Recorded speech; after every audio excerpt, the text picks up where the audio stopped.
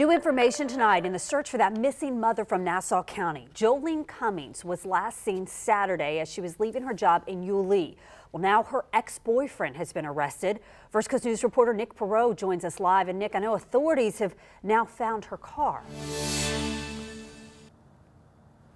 Well, yes, Heather, that's right. Roughly about 3 o'clock or so in Yulee at a Home Depot parking lot, authorities did recover that 2006 Ford Expedition, that beige Expedition. They believe she was driving. I am told by family the car was unlocked.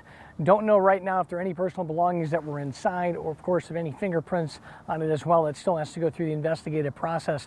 As you mentioned at the top of the show, Jason Gee, 37-year-old, is currently in jail tonight in Nassau County. Now, that is for a felony violation of probation.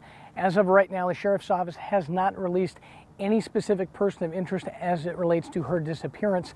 Again, as we mentioned, that 34-year-old mother of 3 was last seen at Tangles in Yulee at work around 5 o'clock on Saturday. Just to give you a geographical perspective, that's roughly 2 miles down the road from the Home Depot parking lot.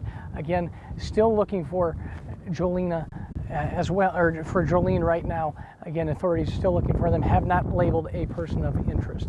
Keep it right here for the very latest in Yulee. Nick Perreault, First Coast News, on your side. All right, Nick, thank you. A missing Jacksonville woman, Courtney Leno, has been found alive in Rockingham County, North Carolina.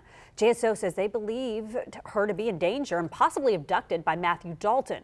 According to our sister station, she called police and he ran into the woods. We'll have more details on this story tonight on First Coast News at 5:30.